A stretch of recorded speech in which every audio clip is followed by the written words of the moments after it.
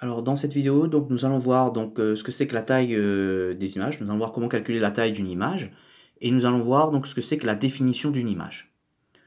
Alors, on avait vu sur un ordinateur, une image est formée de pixels, c'est-à-dire que comme on ne peut pas enregistrer une infinité de points, donc l'image est découpée en pixels, ce sont des petits carreaux, et que il y a un certain nombre de pixels horizontaux et un certain nombre de pixels verticaux. Donc, première chose, hein, donc la définition d'une image, c'est tout simplement le nombre total de pixels qu'il faut pour stocker une image. Pour connaître la définition de cette image, il suffit juste de multiplier le nombre de pixels horizontal par le nombre de pixels vertical. Donc la définition de cette image, c'est tout simplement 600 fois 400. Donc ça nous donne 240 000 pixels.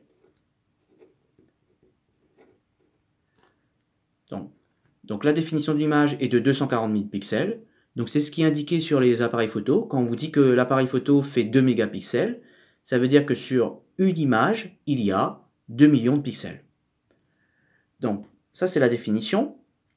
Alors maintenant si on veut stocker cette image sur un disque dur, ça va dépendre de la nature de l'image.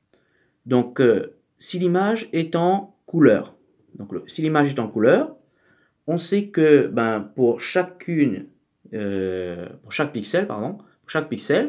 il faudra stocker un octet pour le rouge, un octet pour le vert et un octet pour le bleu. Donc si l'image est en couleur, il faudra stocker 3 octets pour chaque pixel. Donc c'est-à-dire que si l'image est en couleur, la taille du fichier va être il y aura 240 000 pixels. Mais pour chaque pixel, il faudra 3 nombres.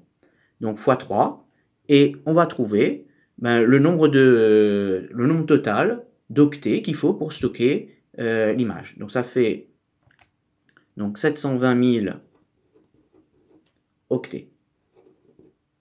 Voilà.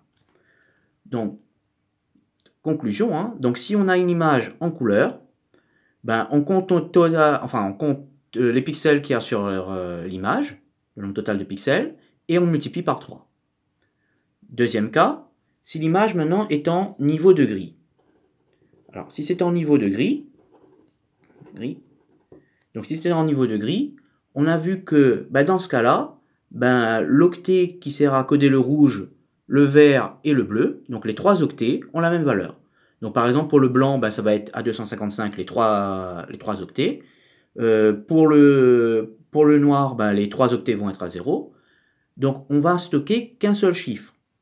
Donc pour pouvoir reproduire une image en niveau de gris, on n'a besoin que d'un seul chiffre par pixel. Donc si on a, pour cette image, si on a 240 000 pixels, la taille sur l'écran, la taille sur le disque dur, ça va être 240 000 fois un octet. Donc c'est-à-dire, ça va être 240 000 octets.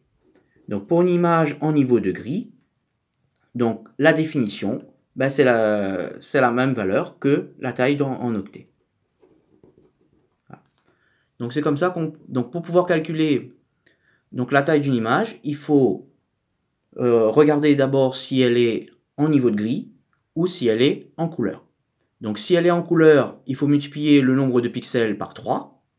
Si elle est en noir et en niveau de gris, le nombre de pixels est égal à la taille de l'image. Alors, dernière chose, hein, la définition. Donc on voit que la définition est de 240 000 pixels pour l'image en couleur. Pour l'image en niveau de gris, la définition est la même. C'est-à-dire que la définition ne dépend pas du fait que l'image soit en noir, en niveau de gris ou en couleur. Donc une image en niveau de gris ou une image en couleur a la même définition, c'est-à-dire le même nombre de pixels sur l'écran. Ce qui va changer, c'est la taille sur le disque.